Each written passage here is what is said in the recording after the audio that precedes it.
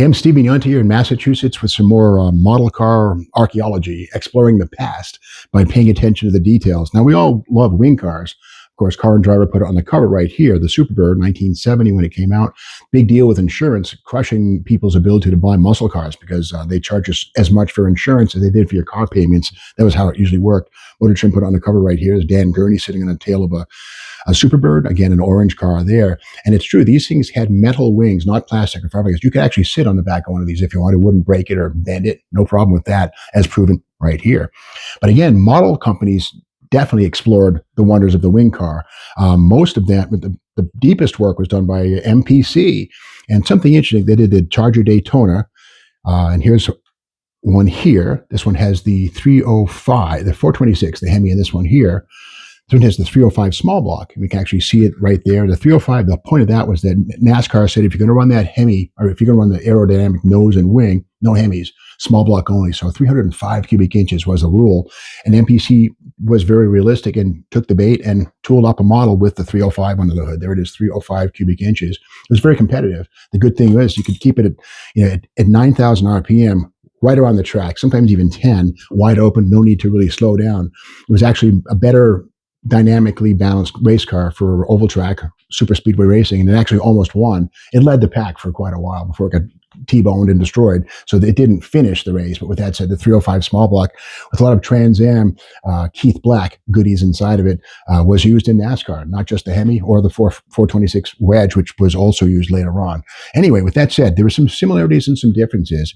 And these are both MPC kits. We can see this one here. It's a 69 Daytona, right? Well, it has 1970 Charger RT doors, which is kind of weird. The tool makers were either lazy or I'm not sure what it was. But with that said, this also has the MPC chassis, which first appeared in 1965 AMT 65 Coronets and was also embraced by MPC and used to this very day in the 68 Coronet RT convertible and hardtop. That same basic chassis was also used here.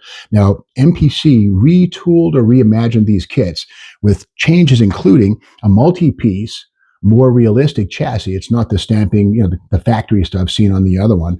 And again, just little details, but they're similar but not the same.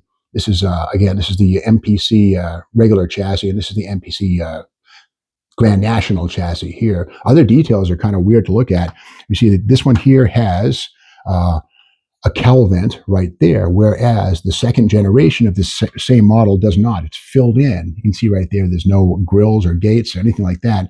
Other details include on the 305 car, there's pins for the deck lid. You can kind of see them. I'm not sure, but on the 71 Hemi car, the pins are not there. So little details in the tooling, and even the hoods are different because the weird thing is the red one here has turn signals. You can see right here, they're optional on Chargers, the turn signals right there, whereas on the 305 car, no turn signals. So MPC definitely upgraded and modified the tool. And again, the same basic chassis, this whole thing here, the Dukes of Hazzard Charger, this body right here was utilized in the late 70s, early 80s, Dukes of Hazzard Charger, including the rear window here, the Charger 500/Daytona wing or window.